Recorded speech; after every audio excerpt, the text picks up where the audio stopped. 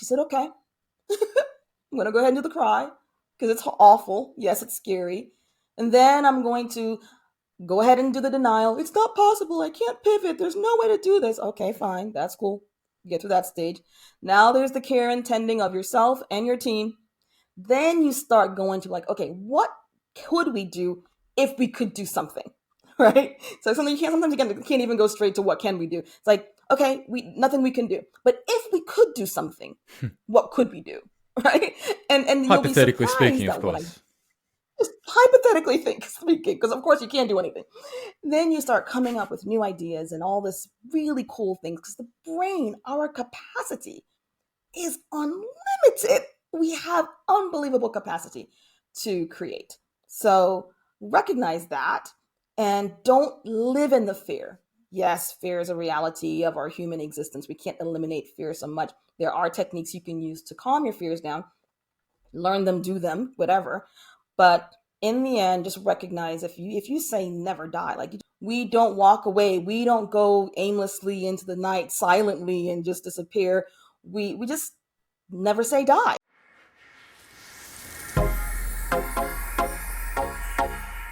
Hey everyone, Daniel Topor here and welcome to the Dancing with Doubt podcast, where we go deep into how leaders have overcome adversity to unleash their success and delve into the why.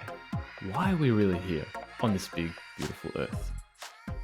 Joining me today from sunny Spain is Kerry-Ann Powell. Kerry-Ann is a global champion of small and medium enterprise. She believes that running an SME doesn't need to involve a tornado of chaos, and she wants all of us to know that there's a better way to do business.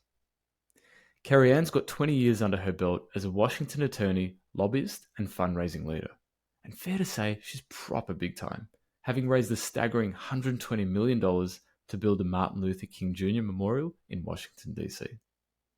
These days, Kerry-Ann is a global speaker and CEO of Trafalgar Strategies, a global strategic advisory and business consulting firm.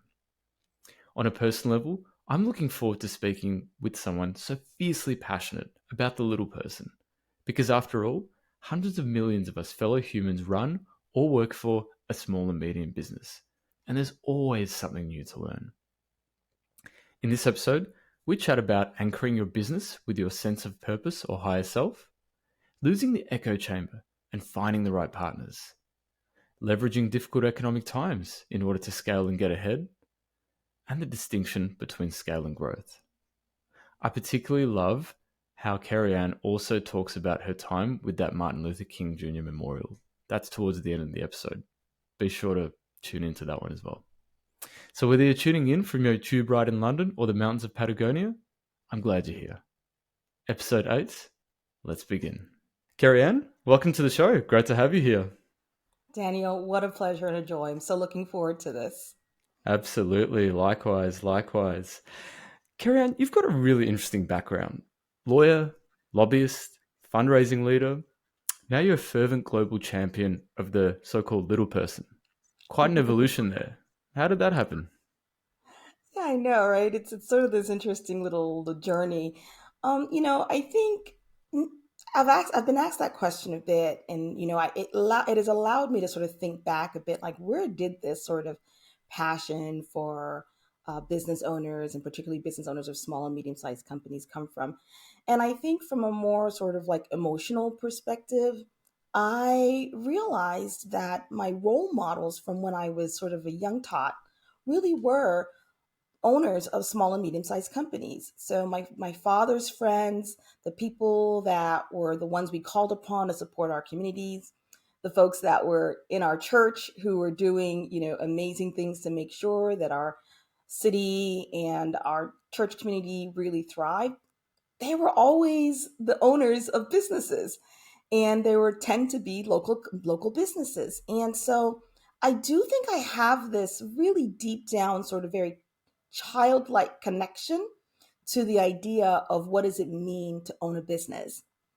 But I think and but I think though now as an adult, so when I pause a moment there because I just remembered when I was in junior high school, I really was the president of the Future Business Leaders of America club.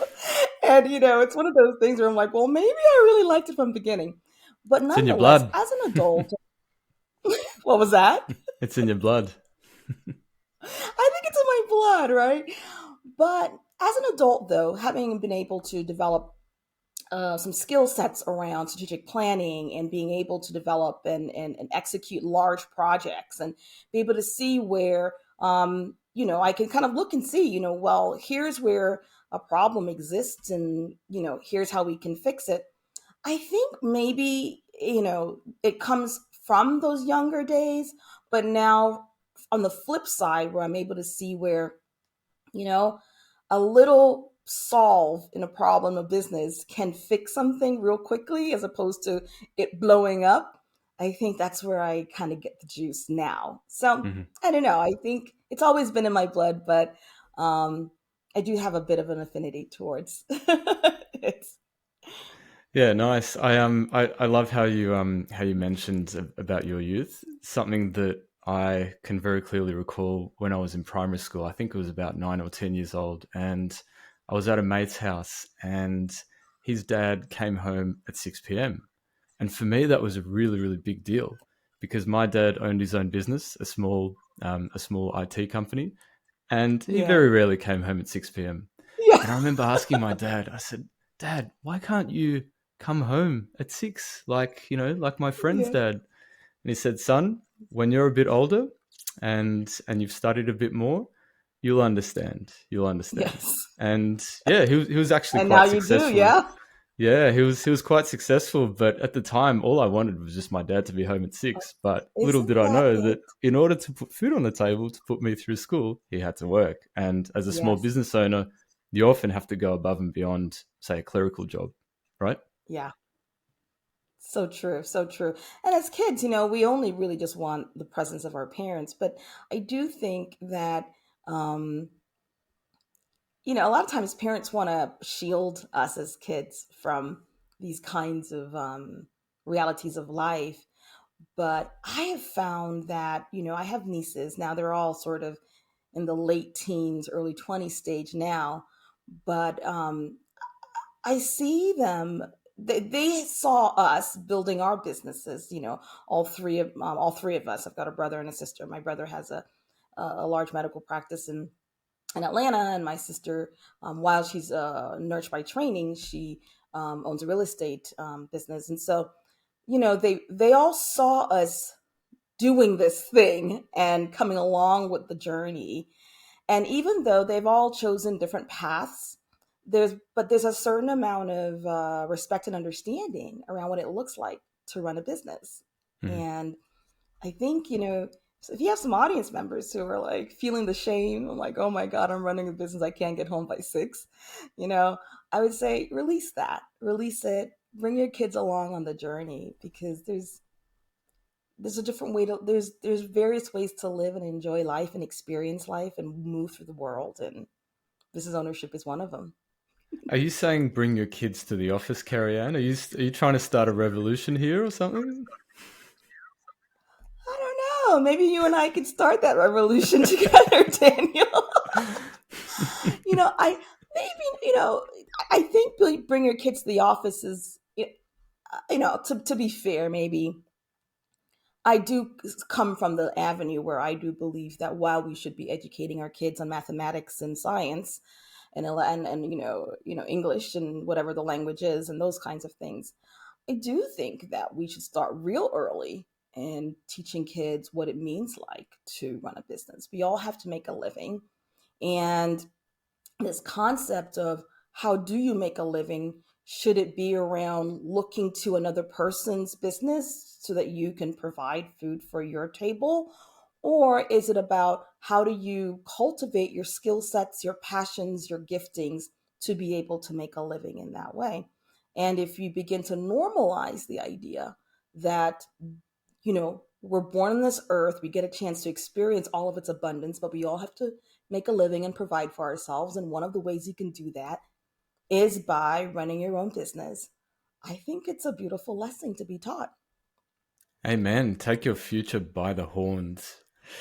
Yeah, it's not lost on me the fact that I spent so many hours trying to learn calculus and trigonometry and so much stuff at school that for me and probably a lot of people is not particularly useful. I would much rather have been taught basic foundational skills around marketing, around, managing risk, Oh yeah. around everything that makes up running a small business, because you kind of have to be Oh a yeah. jack of all trades, right? When you're first starting out. Yeah. Yeah, Daniel. I think, if you can think about the long runway it takes for people, right, to start a business. Like if say you're not say you didn't go to Harvard Business School, right? Or, you didn't grow up in a family that had a large corporation, so you didn't really sort of see that. Think about the long runway it takes for regular folks to be able to get their business, systemized, able to be scaled, to have the growth process, to have the inflection point that allows you to go up. I mean, that runway would be so short if we simply provided those basic tools and learnings that, that to all people, to every kid going to school. That way, yeah, they don't doesn't mean that they have to own a business when they grow up, the same way people can choose to go to be a doctor, or some people can choose to work, work somewhere, and whatever, you can be an astronaut or whatever the case may be. But at least giving people and kids the basic tools that is normative, like normal, like not like, oh look, they like, when I was in junior high school, future business leaders of America, right? You don't need to have a club like that. You could just simply say, hey, here are some of the skills that we teach children. They can choose to use them as they go. I agree. I was really good at calculus, but I just don't use it in my life. And I'm sure there are people that do, but yeah, I think to throw everyone at it and make whole exams about it, like, man, that's, I don't know. I think I've still got nightmares. I Yeah. clearly need to heal from that process. Look, Daniel, I'm not saying I actually loved calculus. I was one of the people who really loved it, and I'm glad I was taught it because it really was a great experience. I just don't use it in my professional life. The same way, if we taught all kids basics of business, they could love it and still not use it in their professional life, but it's normalized. Knowing those skills is normalized. You know what? I'm gonna have to pull you up on that one. I think you're wrong. You do use it in your professional life because we're talking about this now, so it does have some use, right? Yes, that is true. And I do a Um, little bit of X, X times 10. nice, nice. Depth of it, right? Yeah, no, no, no. I think I definitely use it in my life, but the depth of, like, because I did calculus one, calculus two, I did advanced calculus, right? I'm doing like the first week of calculus right now. Yeah, you know what you're doing. You know what you're doing. Yeah. Before we caught up, I pulled some stats on just how many people are actually employed in a small business, Yes. in small medium businesses. Now, these stats are based on Australia, but be interested to hear your thoughts on what corresponding stats are like in America. So, in Yes. Australia, out of 2.6 million businesses that exist, 98% are SMEs. Of that, Yes. 1.55 million are micro businesses, which are classified as single staff members, predominantly in the construction industry. Close to 50% of Australians are employed by a small business, and over 60% of new apprentices are also employed by a new business. So, about 32% of Australia's total GDP actually comes from small and medium enterprises. These are Yes. huge, huge numbers. I think Huge people numbers. don't necessarily, I didn't realize personally how big these numbers are and how important small and medium businesses are to the world economy. Yeah, Daniel, those numbers mimic the rest of the world. So in the States, we're looking at two-thirds of folks work for a small and medium-sized business. About we're about, like, I think 90% of businesses are small, medium-sized. Um, you start looking at Europe, they're closer towards Australia's numbers. Africa, they're like almost at 99, and in Mm. Asia, very similar. So we're looking at, this is not some sort of cute thing. While I, obviously, love to consider myself a champion of small business, and I have obviously some childhood affinity towards the idea. But this is not some play situation. Our economies, the entire world's economies, are dependent on small businesses, period and done.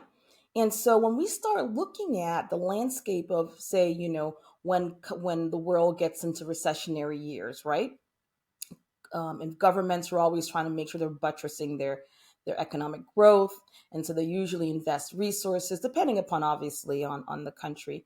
But I know in the U.S. we invest a great deal of resources to sort of buck up um, large corporations, making sure that they don't go too far under, they don't have too much of a loss of employment, those kinds of things. I mean, back in, what was it, 2017, I'm sorry, 2007 crisis, the banks were supported, as well as the car industry were supported significantly. But when you Supported? start That's an looking interesting at, way to describe it. well, I'm just trying to be, I'm just trying to make it all nice and, not offend.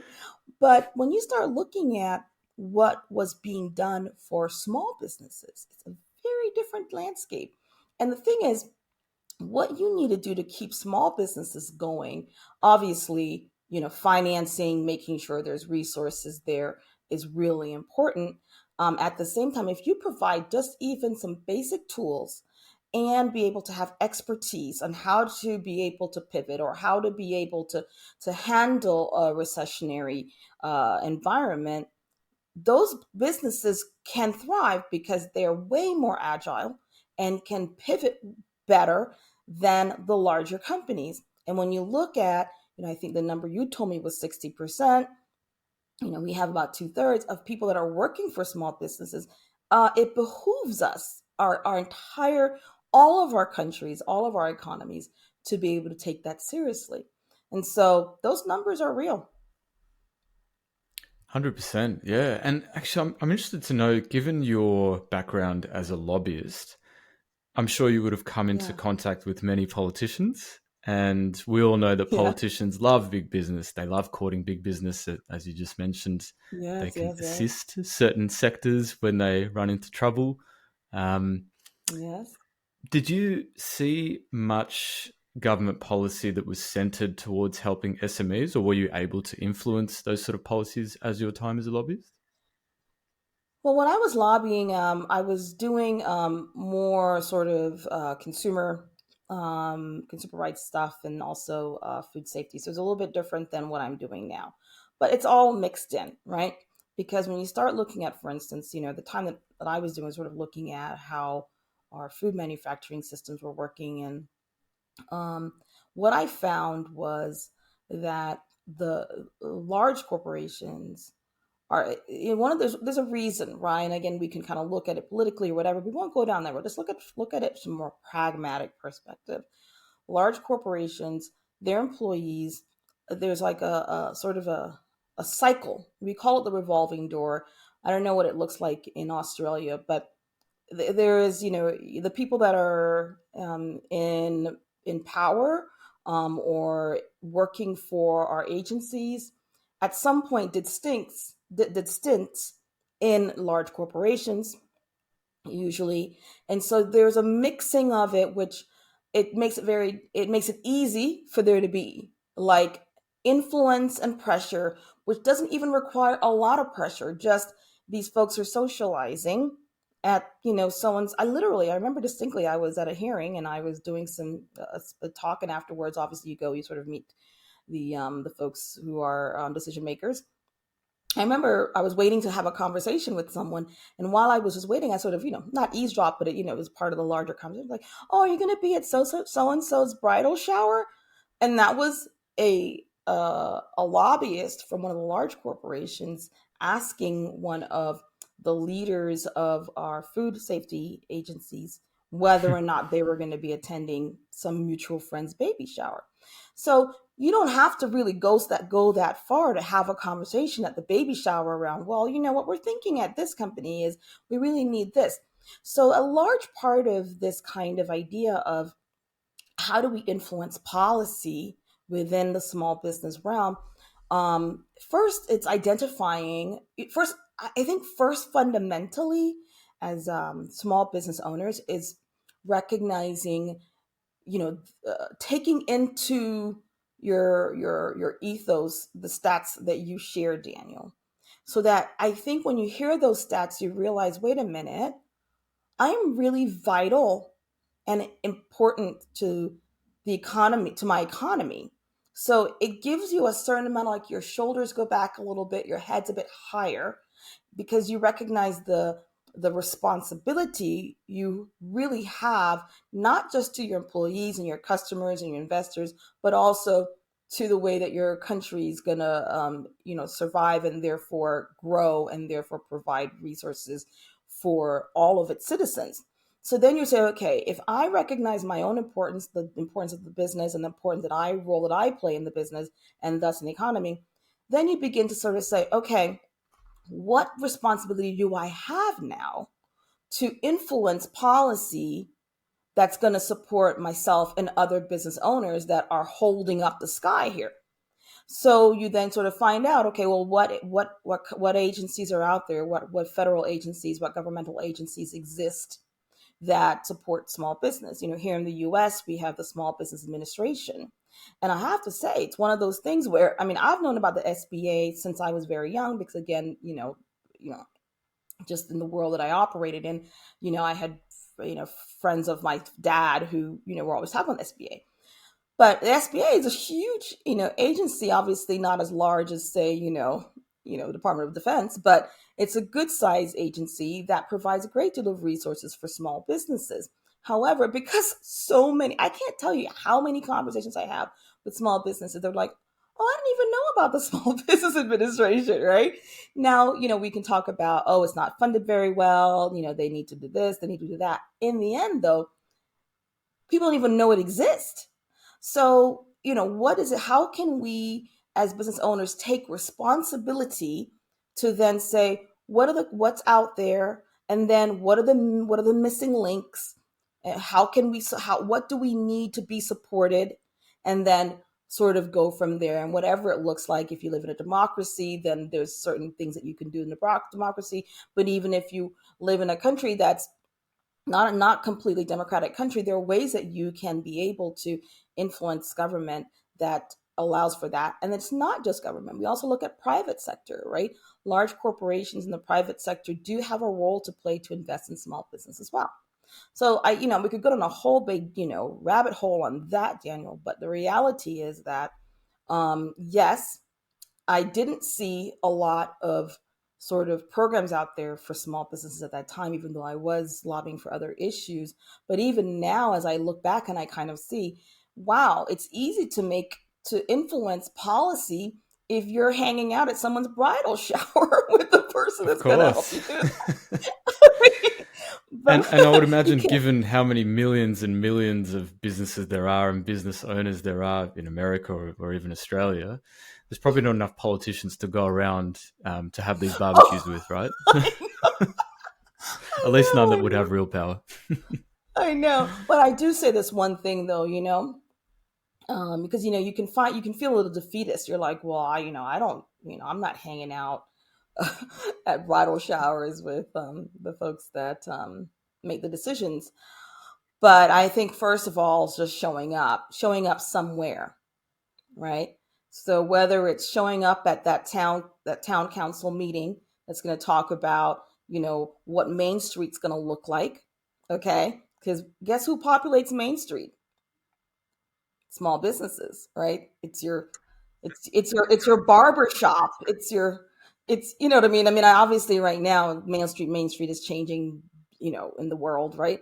But it's your barber shop. It's your nail tech person. It's the people that um, do these things, and so even just showing up at town council meetings alone is just showing up. And then once you show up, human beings, Daniel, want to be part of things that are something that's bigger than themselves. Your employees want to feel that way, and you do too. You show up, next thing you know, you join a committee. The next thing you know, you're running for something. That's kind of how it works. But Get just show stuff up. done. Love it. Yeah. Yep. And from what I'm hearing, a key theme of what you were just talking about is personal responsibility and really, and also promoting independence. So at the moment, fair to say, these are times of great economic uncertainty. We've got high inflation, we've got lower growth levels. So that's a bit of a perfect storm. We would ideally like to get Yeah. away from a situation of stagflation where there's stagnant Yeah. growth and high inflation. But anyway, that's more of a Yeah. macro theme. With the Yeah. independence argument in mind, and let's assume that we don't have a politician that we can lean on for a bailout, how can business owners You're not hanging out a ensure baby shower. consistent exactly. How can business owners ensure consistent positive cash flow given these uncertain times? Yeah, that's a really good question. It's a question that obviously we talk a lot about in my business and helping businesses sort of thrive during these times. Um, obviously there's the bullet points that you probably have all read on somebody's article online, or you definitely want to take an assessment of what's going on in the business. So, if you have a if you don't if you don't have enough cushion to kind of ride the storm, then sort of taking a look at what are the areas in your budget that you can begin to finagle, cut back on, whatever, to be able to provide additional cushion. That's always a good thing. At the same time, I do often say, um, depending upon what the owner, so most of the businesses that I work with are owner managed companies. um, and so they're still in the business, which means that their stories still permeate the culture of the company. So if you have a bit of a, depending upon what your money story is, some folks will tighten the belt so tight where they are not investing in the business at all because they're like, I'm going to hang on to all the money I've got, which makes sense, in the way, sort of logically. The problem with that is businesses cannot grow without there being inflection of cash investment in things. So if you find that your money story gets you anxious to the point where you're just hanging on to the cash, so you're not investing into anything, any marketing, anything, then I would just encourage you to sort of take a breather. I know it's easier said than done, but find a way to get yourself into a more relaxed place so that you can see, are you really, is that cushion, like, are is the lack that you're experiencing real, or is it just a part of your money sort of that's keeping you feeling like you don't have any money to be able to invest and to grow? So that's one thing. The other thing is, another part of the money story is, like, they might feel like, oh, here's an opportunity here to grow, and here's an opportunity to grow and grow. So you're just like putting money in places that really aren't going to do anything for the business, or will bring a little bit return, but not enough to make you like deplete the cushion. So if your money story is more about, I've got to find options, I'm going to keep spending, then I would recommend you also pause a bit and think about, how can you come up with the best investment in the business to be able to see it grow. What I have found in my 10 years of running this particular type of business, where I am advising business owners, partnerships in the times of sort of uncertainty, financially, is one of the best investments that you can make. Meaning, I'm not saying get a partner in the business. However, if you can find ways to expand the community of people with whom are vested in your business and with whom you're vested in theirs, it expands the number of people who have eyeballs on your company. Therefore, it increases the number of possible customers, therefore increases your cash flow. So if you can, I'm like, well, my husband's like, well, my business is this, and that, you can't find partners. I'm like, you can find an ally and a partner in any business. You just got to sit down and ask the question. So, Mhm. I often say, just do a doodle, like, grab whatever your thing is. I love to just write. Some people love to just type. I love a good whiteboard. Just start thinking, okay, here's the business that I am in. Who could be a possible partner? So, obviously the first sort of obvious ones are going to pop up for you. You're like, oh yeah, so I own a clothing brand. So maybe the first thing you might think about is, oh, well, maybe I have a photographer, that friend who does sort of full on, those sort of, big photo shoots, and they need fashion for the person who's going to be doing. So you might partner with them. So that's an easy go. But you'd be surprised if you just spent time just brainstorming and not censoring your thoughts, maybe bringing a friend along to help you think this through. Maybe you and your team can do it. That way you can come to think about, oh, wait, here's some other ways that I can partner to expand. And then always think about, if you are trying to develop partnerships with other business entities so that you can have a wider net, always think about what value you can bring to the table that can help them. And sometimes some companies, some business owners aren't as forward thinking. So you may need to come to them first and say, hey, look, I can help you with this because I've got this client base, and they're always going to need your service for this. So that's how it's going to benefit you, and then lead with that, then go from the other end, like, in addition, here's how it can benefit me, kind of thing. So I think, yes, first sort of start with the money thing. You do need to have some cushion. You don't know how long these things are going to go. At the same time, so watch your money story, but don't be like freaking out on the news and blah blah, like, those things, like, like, it's weird, like, I'm like, oh, this company laid off and then this company laid off. Don't watch those things, because the truth is it's not helpful. So don't get all inundated by the bad news. Reality is, it's a cycle. These economic cycles happen all the time. Anyone that's above the age of 35 have been to a couple of them, so it's not really that big of a deal. I mean, it is a big deal, but these things happen.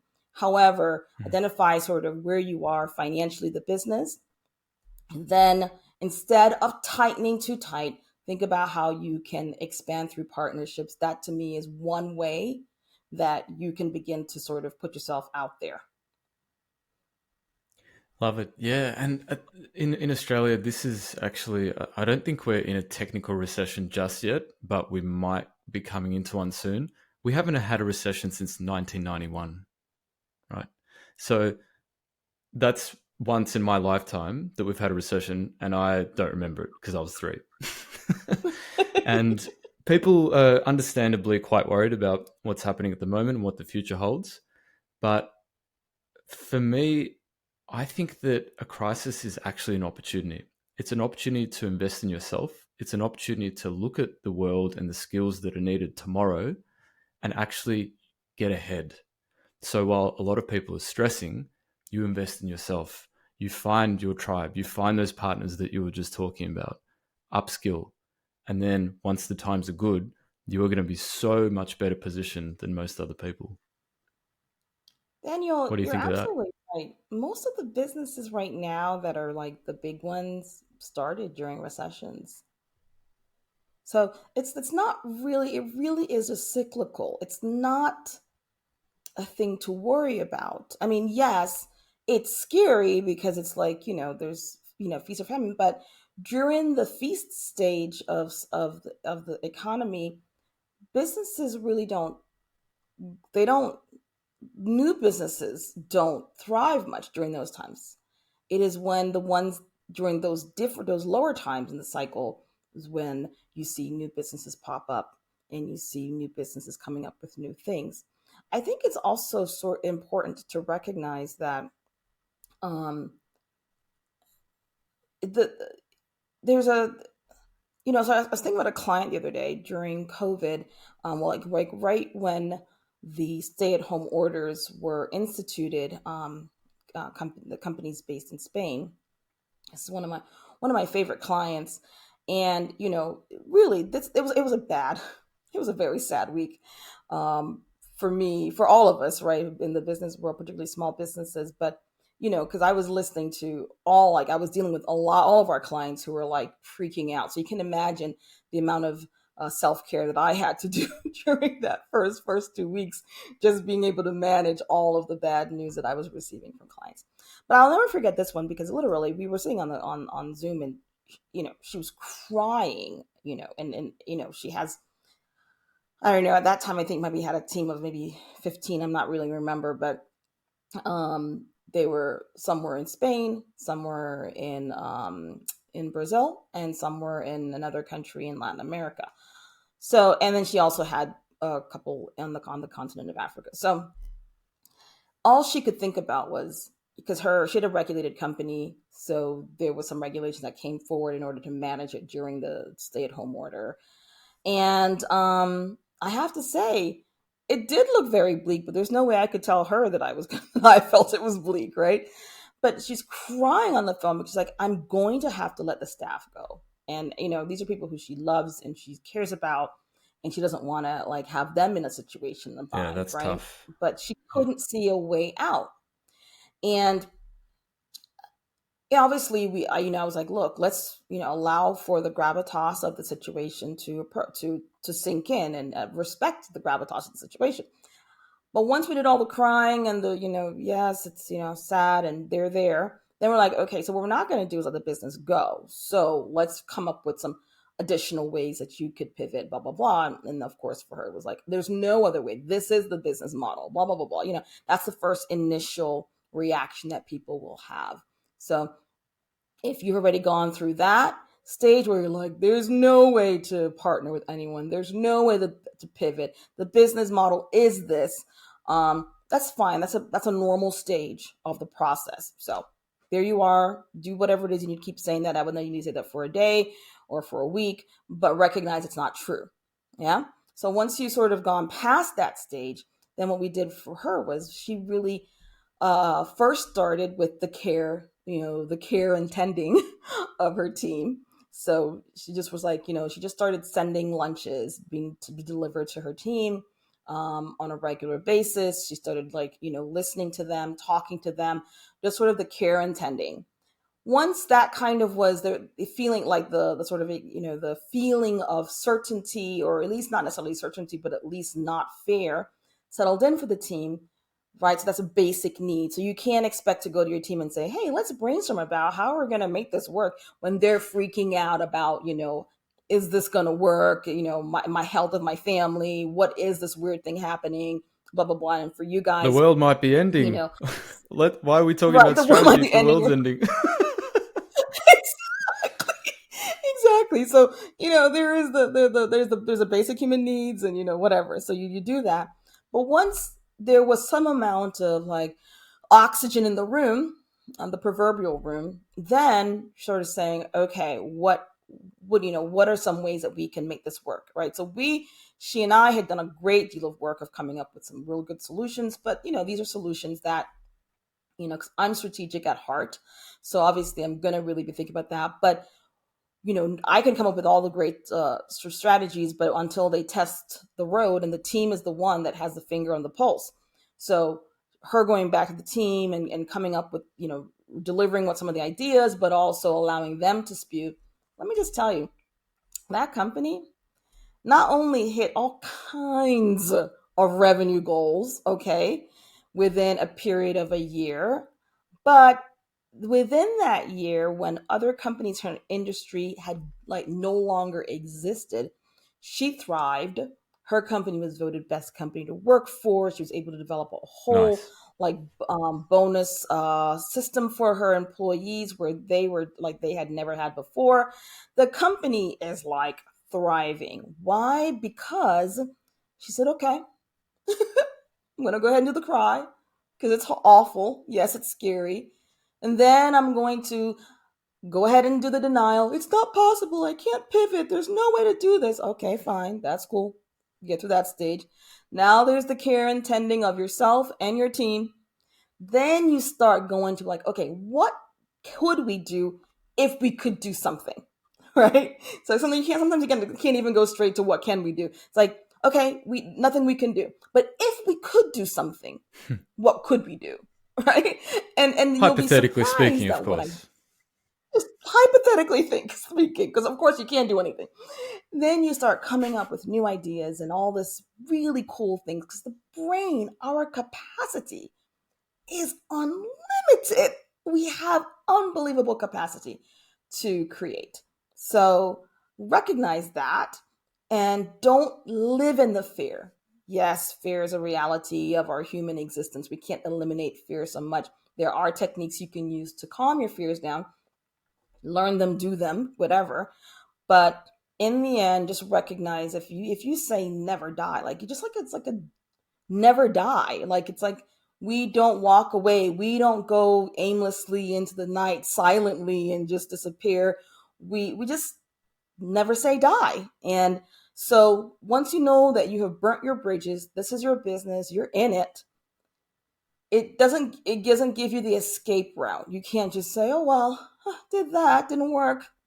I'll go back and work for someone," or whatever the thing is that keeps you tethered to shore.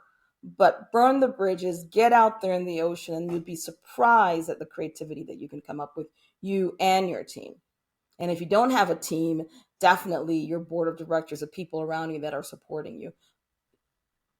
Great advice. And this business that you're talking about, Kerry-Ann, was it a small, medium enterprise? So were they able to pivot really quickly based on the situation that they were experiencing, Yes, say, compared yes, to a large business? right.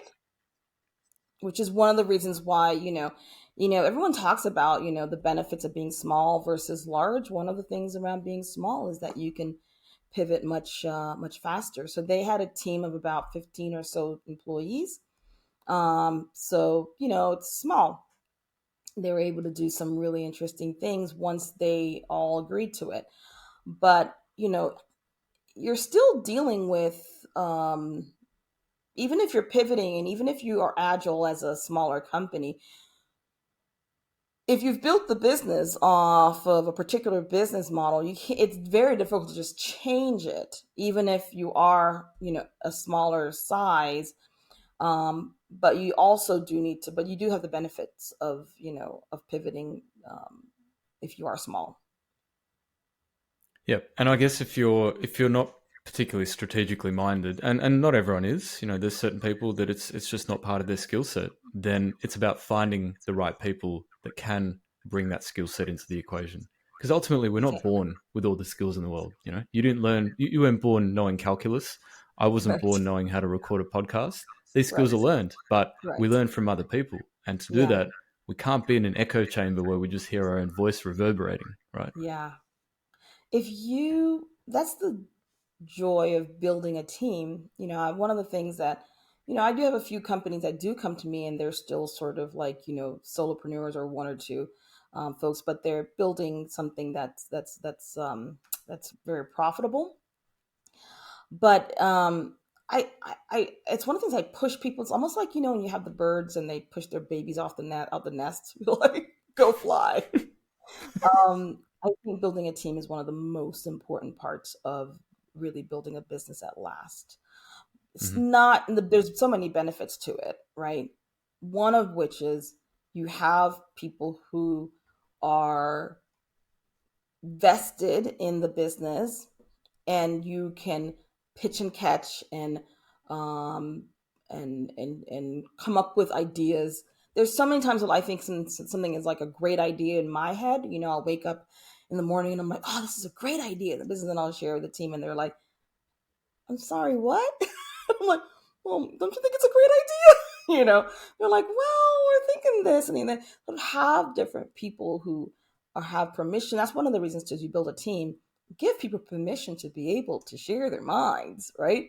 Hmm. So, you know, that's why it's really important to have other. But if you are and you're, working a business and you're still at the stage where it's just you, and maybe you have a couple of contract workers, but they're not fully vested in the company.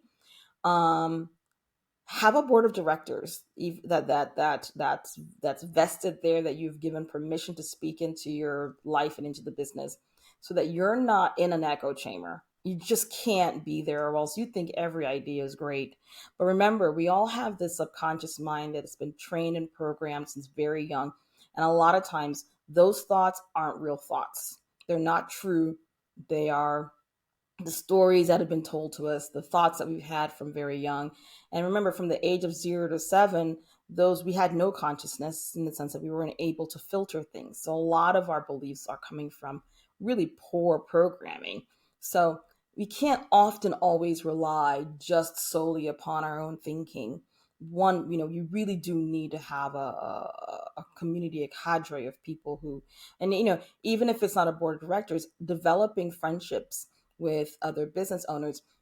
My only caveat with that is you want to have business owner friends who are also thriving to build a business that lasts, and also some of them need to have already been work further along the journey than you. So I notice a lot of times people will stay in the same circle, and next thing you know, you're look like you haven't scaled, you haven't grown, and you're like, well, where are your friends? Let me see who your friends are. You can't get a sense. So, but either way, you do need to be able to have people that are going to that you've given permission to speak truth, so that you're not in that weird echo chamber and you think every idea is coming, you're like, makes sense or is a good idea or actually is true. Yeah, for sure, for sure. And coming back to the point that you made earlier around feeling tethered, to the reality or your own existence, do you feel that as a business owner, you need to actually have a sense of higher purpose and have your business connected to it? Or can a business just be a business and just be for the money? Yeah, so I think we as humans thrive when there is a higher purpose. The higher purpose can be, though, that you love running a business, right? It yes, it can, there can be other values that you attach on to how you're running the business, what the products are that you're selling, what are the services you're in, and what is the ultimate impact of it. I believe the work that I do has a fuller purpose. It's not just me doing business strategy and with companies and helping them grow and scale. For just for the purpose of growing and scaling, I do believe that I have other values that I bring. I love when I see employees thriving in a company that's emotionally healthy, or I love seeing when a company is able to impact their local communities in a way where they're holding up the quality of life of their community. So there is some amount of value that I add to those things. But in the end, I love running a business. I love being an entrepreneur. That is passion for me. And so that can be the motivating factor for anyone, and it's okay. And it's also really obvious when someone is super passionate. Like I'm seeing your energy come through. You're on the other side of the world, and I can see how passionate you are about this. So you're in your element. Yeah. And yeah, it sounds like it doesn't need to be necessarily this gigantic, spiritual or religious purpose. Running a business can be it, and it can just be it in the moment. And Yeah, maybe tomorrow will be different, but and today, tomorrow if could be that's it, different. go for it, right? Exactly, Daniel. That's the thing. Give ourselves that space. Tomorrow, it can be different. You may decide that there's something else you want to do. And I think, too, that's the other thing about business. Obviously, it takes a while to build a business in the way that you want to build it. But one of the motivating things that I think for people who love building businesses is is this, we I often talk about the balancing act. And one of the talks that I often do, and I'm always asked to do at conferences, is a talk that I call scale versus growth, sort of balancing act between, scaling versus, burnout. Okay. Because that's a real thing. Okay. Um, but within that space, I often say, so I have a fundamental philosophy that says scaling too quickly is can be even more detrimental than not scaling at all. So I have a philosophy around that, and that's my truth. However, sometimes on the flip side, it goes back to the story we talked about, right? On the flip side, we have people that scale so slowly because they're just like every little big decision that needs to happen in the business, they're just marinating on it and doing the whole thing. And it takes a long time. And you're like, You got to get on guys, with it's it. been 10 years. You're still in the same place that you were before. So there again, each personality, each owner, you know, different. Okay. My thing is, though, one of the things that can be a motivating factor for those that are sort of slower going than like the too fast people, the too slow folks, if you know that you have like you're like multi passionate. Okay, so maybe the company you're building right now is, so I've got a good friend. She's not a client, but she's a good friend. She's she's just like multitasking. She's into fitness as a whole, but there is, she wants to start a Pilates studio, right? But she's also really into the fashion of fitness. And then she's very much into spin. And so there's all these different competing interests that she has. And way that I teach is like pick one, pick one, pick one, and go with it. Okay. At the same time, a motivating thing for you, if you're like multi-passionate and you do thrive off of sort of the passion of building businesses, is that you're like, okay, I'm giving myself 5 years to build this, say this Pilates studio. Then I'm going to bring in someone who's going to be the implementer. Then I'm going to bring in someone else who's going to be the sustainer. And while I bring in the implementer, I'll be working in the Pilates studio, but setting up the next thing with the fitness fashion. Then once a sustainer is there and they're doing the stuff, then I'm going to exit stage left with a really great contract, and then really move into building the fashion, the sports fashion and sports apparel. And you can decide, okay, over the next 20 to 30 years of my life, I want to build this company, this company, this company, and that company. And the way that I'm going to do it is by doing this, bringing in someone who's more of an implementer. Then once that thing is, I'm going to bring someone that's more of a sustainer. And then you're going to exit stage left and build this other thing and do that. And that will give you a lot of motivation to be like, yeah, I've got to, if you're a slow goer, yeah, I've got to move this quickly because I want to go to the next thing, and I want to go to the next thing. So there's a lot of ways that you can, um, I don't always say that anything like none of our personalities and our core stuff, nothing is wrong with who we are. We have to recognize being self-aware to know how we show up. And there's like radical self-acceptance, right? Like you realize, yeah, I'm a bit of a turtle when it comes to this. So then you know that. So then you come up with tools and techniques that get you to be a little faster. If Yeah. you know like you're a rabbit or sprinter coming out real fast, you're like, radical self acceptance. However, it's not serving me very well, so I'm going to come up with tools and strategies to slow me down. But either way, you can use your passions to motivate you to do the thing, whatever the thing is that you want to create for your life. Yeah. And you probably have to get to know yourself first in order to even consider these questions, right? That's a good start. Yeah. I'm a big fan of the self awareness part of it, and look, Daniel, looky here, you can go and live in a beautiful cave and spend your time trying to navel gaze a bit and know about yourself. That's one way of doing it. But the truth is, none of us have time living in a Western world, living in a more, you know, in the kind of world that we live in, particularly if you want to run a business, it's difficult to take that kind of time to do the navel gazing and then move into life.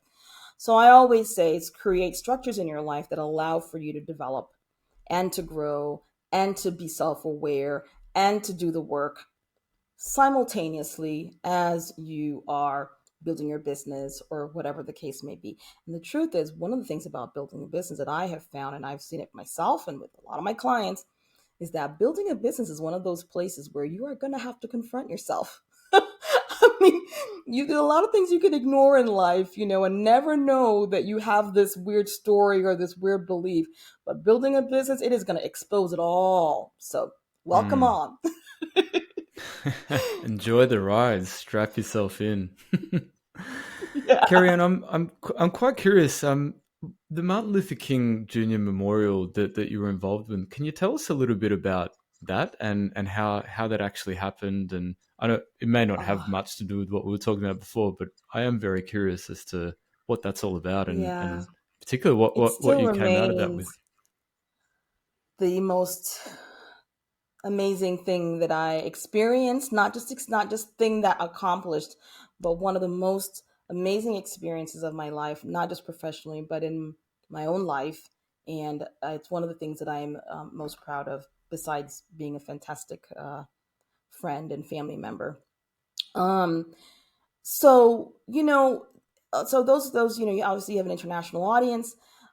We have a holiday in the United States, and a federal holiday, or one would call national holiday, um, that honors Dr. King and his legacy, and it's in January, and that came about in the early '80s.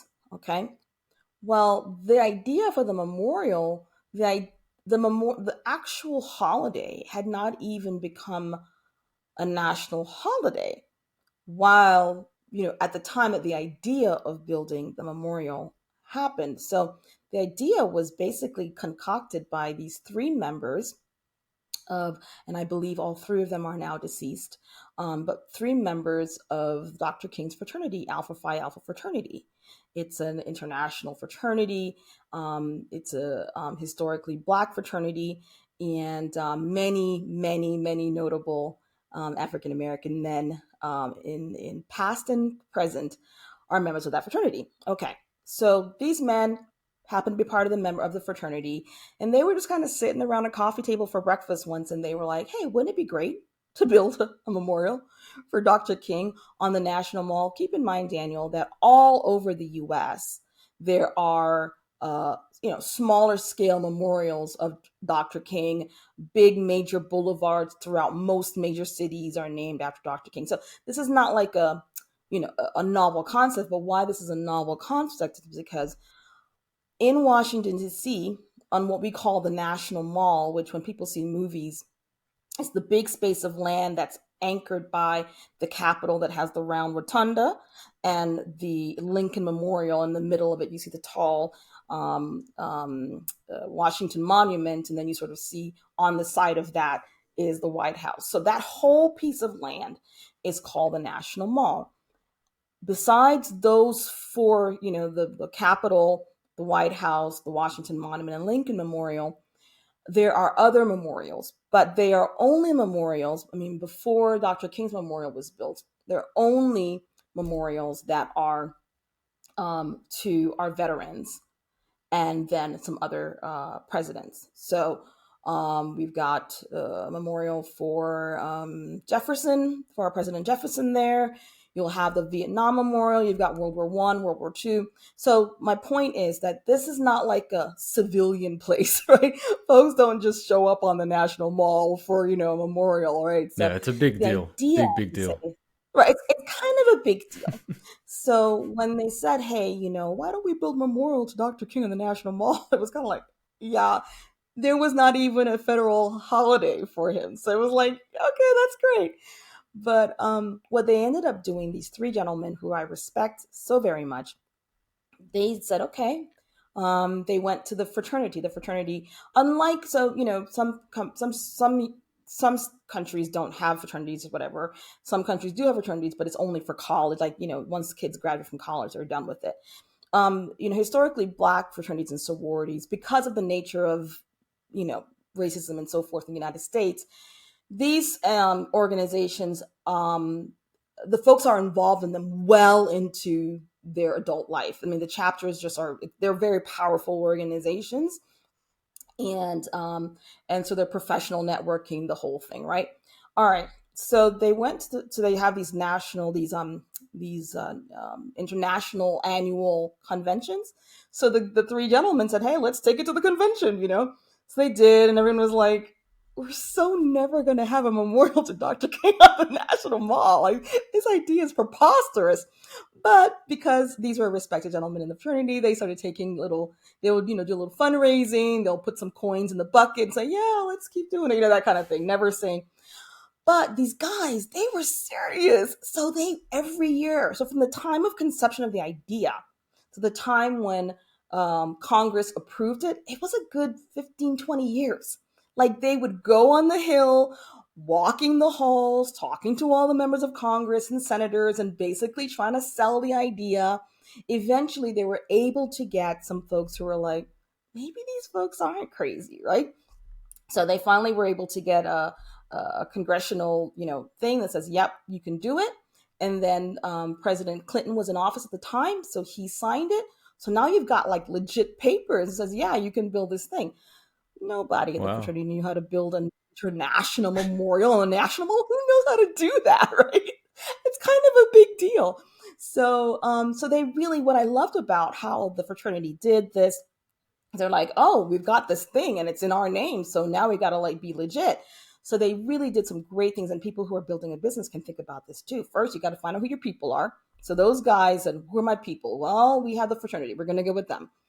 Once they were persistent to get the papers that said, okay, here's a charter, you are allowed to have some piece of land on the National Mall. Then there was a discussion, they had to then figure out, okay, where on the National Mall are they going to put it? Who's going to build it? What is the design going to look like? Um, how much money is it going to cost? And then now they were like, oh, it's going to be 100 something million. Oh, so now we got to have like real investors, not just folks at the fraternity putting some coins in the bucket. And that's when they were able to go to, my General Motors was the first investor of 10 million. And then we're off to the races. So, the story of building that memorial to me is another sign of, I tell that story a lot to my clients. I'm like, look, and they're like, oh, I tried this strategy, or I tried this tactic for 3 months and it didn't work. I'm like, what are you talking about? Like, like, it takes a while to get momentum in the things that you're doing, but if you believe in it and you're betting on yourself, it's worth going for it and doing it. But yeah, I think I came on board when they were at about, if I remember correctly, they were at about 29 million. They had raised 29 million. 10 million was coming from General Motors. And then they had a couple, like, gifts that were given from other large donors and so forth, and smaller donors. And so, but they realized they needed to bring someone on board to do this massive task. And then when I came on board, that was how she wrote. And I was like, oh, I'll go back to being a lawyer once I'm finished with this. It's gonna be like 3 years. Like, never went back to practicing law after that. But it was truly one of the most fulfilling moments and times of my life. I was able to learn so much professionally. I got a chance to meet a couple of presidents and a couple of first ladies and a couple of really Wow. amazing human beings that exist on this world. And I also was able to develop a professional family of people who, up to this very day, I love them. We are all scattered around wherever, but whenever we get a chance to connect, it's like real and true. We used to call ourselves like, a dysfunctional family, but it was exactly it. And again, it's one of the things that I often really try to convey to business owners. I'm like, yeah, you can build, like, I know that it's not trendy anymore to say, oh, my team is a family, and that's fine. There are people who really don't want to be a part of a family, but you can build a beautiful network of human beings who can express their giftings in a beautiful way in the company that you built. And if you can do that, that alone, I think, has a great deal of value.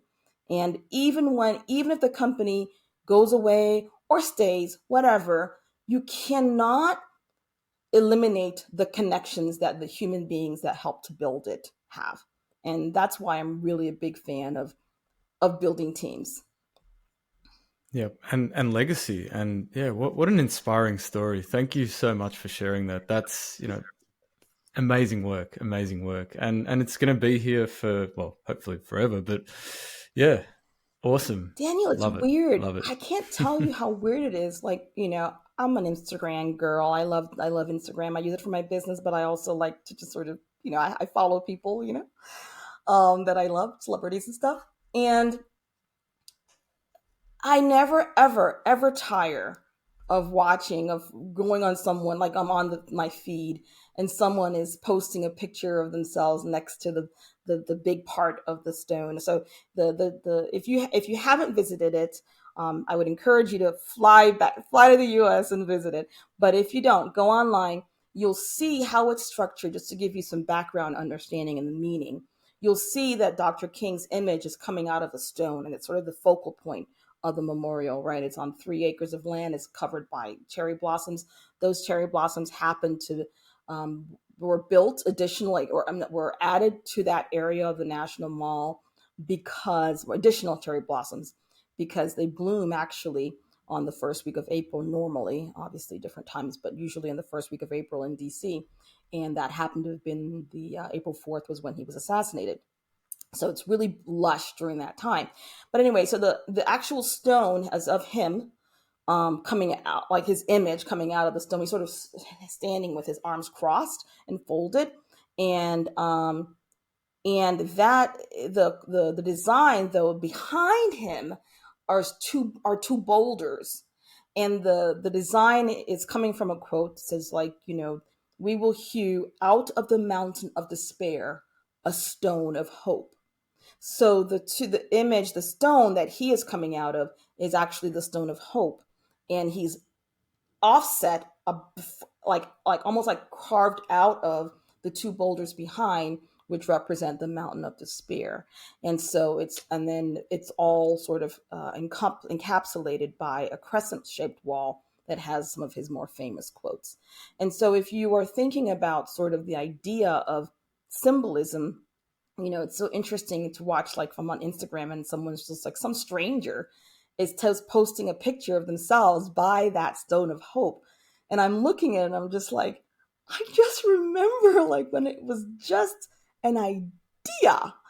And to see some stranger enjoying it and being inspired by it, oh my God, what an amazing feeling to see that. It never gets old. And I think we often are, when we're in the weeds of building something, yeah, you get your gray hair, you don't have any sleep, your face looks like crap all the time, you're barking at your kids, although you shouldn't be doing that. But whatever the thing is that you're feeling during the time that you are building the thing, recognize that we can often take for granted what it is that we're doing. But the legacy behind it, how people experience it, I'm lucky because I can sort of go on Instagram and see, and just do a hashtag MLK Memorial and see Mhm. all these pictures of people that are standing by something that I helped to make. At the same time, whatever it is that you're doing, whether it is you're selling lotion that keeps someone's face nice and supple, or whether it's because you're building, you have a great, clothing line, or whether you do yoga bags or whatever, you are touching someone's life in a way that you can't often hashtag whatever it is that you're doing and seeing people post pictures on Instagram about them, because it's more intimate, but you are impacting someone's life. And so, yeah, those moments when your dad's not coming home at 6 p.m., there you go. Wow, so deep, so deep. Absolutely love it, Kerry-Ann. Signature question before I let you go today. If you could go back to your 20-year-old self, what is the one key piece of advice that you would give? You know, this changes. I used to say this all the time, and I think I still will say it today. Um, but sometimes it changes. But it's. I would tell her to lighten up. I would tell her to lighten up. I would tell her to enjoy life a bit more. I used to be a pretty serious chick when I was in my Really? I 20s. I wouldn't think thought it. life was so serious, and I have to accomplish all these things. And part of maybe my own childhood drama. I mean, trauma was around feeling like um, I needed to achieve in order to receive love. So I would tell her to lighten up. She's lovable, even if she's not fantastic. And I would have her laugh some more and enjoy life a bit more, because in the end, we're all just walking around this blue ball, right? And it's beautiful. We get a chance to experience it and have a human experience for a little time. So that's what I would say: lighten up, enjoy life. Great. And I love the fact that you're referring to her in third person, which shows that you've moved on and that you're a different person now, right? Yeah. Awesome. Yeah. One of the things that, of course, not the idea of sort of multiple personalities or whatever like that. You want to split yourself. But one of the things that I have as I've done my own personal development journey is recognizing um, the stages of who I am at different stages of my life, different ages. Obviously, being aware of that, but also bringing them along on the journey and letting them go run play. There is something very healing for me. This may not be a technique for you, but for me, being able to go back and hear how I disconnected from my childhood self, my youngest self, the my teenage self, my 20-year-old self, and recognize what was happening there, and forgive myself for whatever ways in which I mishandled my heart, I guess, when I was processing those things, and then inviting them in on the journey now, so that and they don't have to do anything. They can just be here with me, whatever I'm doing, right? And go play or do whatever it is they're doing, but we're now sort of together and integrated and being able to say, this is our story. So go have fun now. The good, the bad, the ugly, and the all. This is me. This is my Yes, life, my story. exactly that. And we all have it. We all have it. And, you know, sometimes we want to, the ugly parts and bad parts, we kind of want to disengage from. But the reality is, who we are today is those parts are a part of who we are today. And so, this trying to disconnect from it, I find for myself in my own journey of this human experience, well, doesn't really work. So might as well bring it along and do the healing work, obviously, whatever that means for one self, but not ignoring it, because once you ignore it, you're ignoring a part of yourself, which then is problematic, I think. Love it. Love it. Kerry-Ann, thank you so much for coming on the show today. It's been an absolute pleasure. I've really, really enjoyed it. So many great nuggets. If the audience do want to connect with you, what's the best way for them to get in touch? Yeah, I'm just a real human being. So if you I'm on all the social media platforms, but I do spend quite a bit of time on LinkedIn. So if you are there or anywhere, and you heard the talk and you want to connect, let's do it. And send me a message and say, hey, I'm a big fan of Daniel and I heard you talking, and let's connect. So I think that's one way you can do. And if you feel like your business is feeling a bit chaotic and you are a bit frustrated, tired, feeling a bit like, how can I fix this? I have downloaded out of every strategy out of my brain to try to identify what I think are the really true causes of chaos in businesses. I have a PDF called The Eight True Culprits Causing Chaos in Your Business. You can download it for free at www.nobusinesschaos.com. And it gives you some insight as to what could be happening in the business and some, great strategies to fix it. So that might also be helpful as well. Awesome. I have downloaded that. I can verify to all the listeners and watchers out there, it does exist and it's got some really, really good nuggets. So get on it. Kerry-Ann, thank you again. It's been awesome to have you on. Hope you've enjoyed your time here as well. Daniel, it has been a true pleasure and a true joy. I'm so glad that we got a chance to connect and that we can have these kinds of conversations, which are so real and true. For sure, for sure. Definitely, it's been awesome. Ladies and gentlemen, that's a wrap for episode 8. Kerry-Ann, thanks again. Really, really great nuggets and insights. There's probably a lot more than I can mention in a very short space of time, but just some of the ones that I have been able to pick up.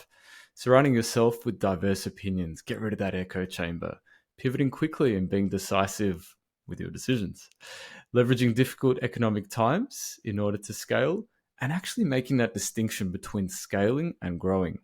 And of course, as always, anchoring your higher sense of self or your higher purpose to what you're doing day to day, in this case, running a small, medium business. If you've enjoyed this episode, I would really, really appreciate your support. Share the love, spread the knowledge, tell your friends, tell your boss, tell your colleagues, give us some feedback, like, comment, all that good stuff. It does make a really big difference to me and allows me to connect with more amazing guests such as Kerry-Ann. You can find more episodes at dancingwithdoubt.com. And as usual, I'll have my monthly blog up reflecting on my conversations with guests and giving some gratitude back. So thanks for lending me your ears wherever in the world you are. Till next time, may success be with you.